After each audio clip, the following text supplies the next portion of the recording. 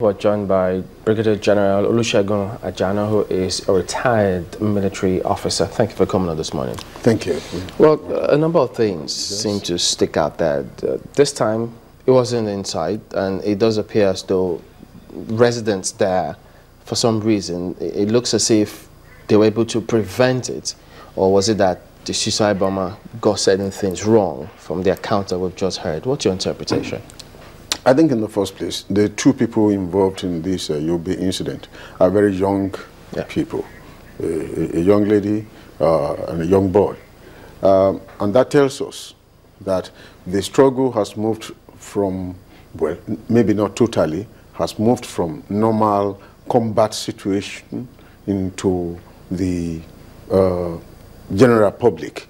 We have had occasions to say here that part of the principal counter-insurgency measures is to sensitize the public, get the public to be clearly aware of the danger in which they have around themselves, and to give them what they require to be able to identify those who may likely be the agents of evil. Do you think that's going on?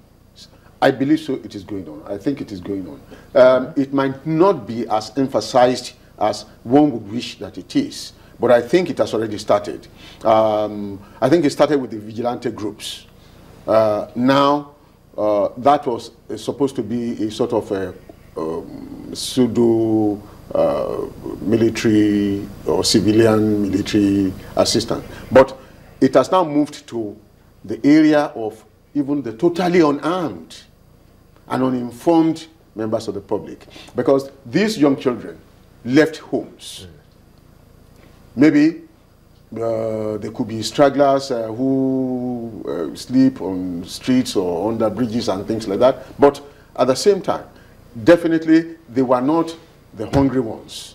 They are agents of these characters who are bent on destabilizing the country.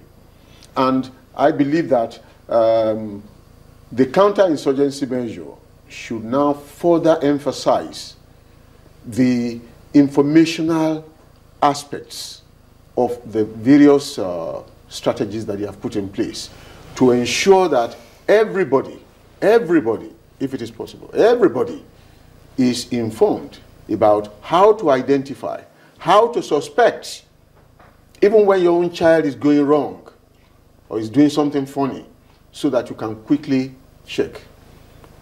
We have gotten to a stage where it is not possible for anybody to come out and say, insurgency is going to die in our country in the next 1 year. No. The combat stage, yes, according to what the president has said, can end in the next 3 months. Yes, I agree fully with him. But the stage in which we have now got is one in which is not going to be that too easy for anybody to fix a time.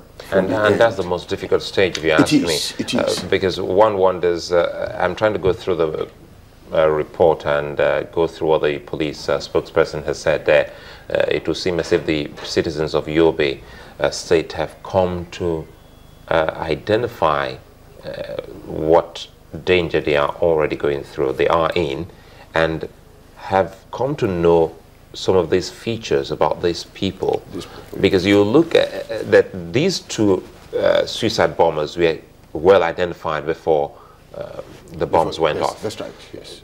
Perhaps we should talk more on some of these traits we can see in some of these people when they strap bombs around themselves, when they go out. What can we be looking out for to better sensitize some of these people in other places in the country? As much as I agree with you, there are certain things that we need to put in place. One,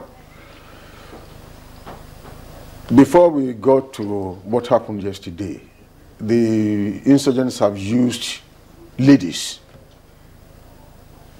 And up north, because of the religious something, people go around in fully covered dresses.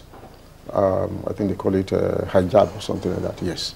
I think the Islamic authorities should look into the areas where the hijab can be slightly modified to ensure that it's not used as a means of perpetrating evil. It's very, very easy for either a young girl or a full grown-up lady under hijab to strap bombs and walk into any area and detonate. Now, we've seen so many ladies now being used, and knowing full well that we're also looking for hundreds of young girls missing in Chibok. What comes to mind here is trying to see if these are not the same Chibok girls we look it out for. Well, you see, Chibok girls are not, they're not peculiar girls. They are girls like any other girl on the street.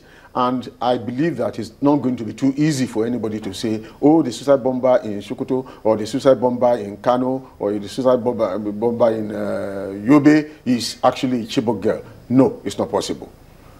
I think what we should address our mind to is the means by which these characters, convey the deadly equipment that they put on their body.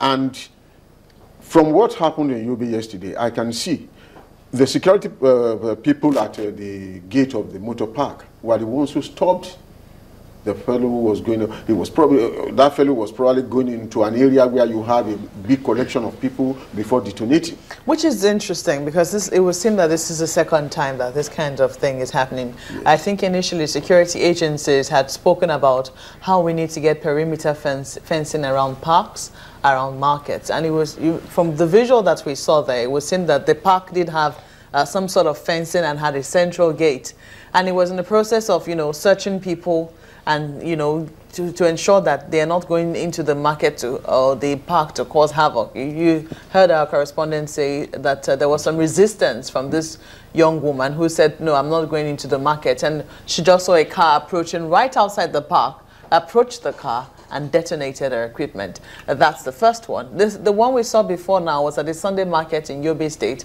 where they were standing on a queue. Everybody has to be on a queue to be searched. And right there on the queue, the suicide bomber detonated, was it his or her vest, and killed people right there on the queue. Yes. So we have to ask, is this, this method of search, is it really effective, or do we really need to develop something else to ensure that we can, sight these suicide bombers or sense them from afar and ensure that they don't come close to where people are? Yes, and that's where the mode of dressing that I talked about comes in. If it is possible, for example, if you are in a fairly tight dress like you are wearing, anything you carry around your waist can be easily identified from afar. And people around you may likely in fact suspect. But where you have loose dress that covers the entire body, it becomes difficult for anybody to guess from afar. And that is probably why they have put up a system by which they have to line up people and try to search. When you search, take for example, you're going into the aircraft, even in the airport, they feel you, and then they put sort of equipment around you. So, I mean, that can be done everywhere. But you see, it's a lot easier for this type of dangerous situation, because even the person searching is not safe. And if it is possible to get everybody to dress in such a way that it is possible for people to identify from afar, oh, that fellow there, that fellow coming is strapping something.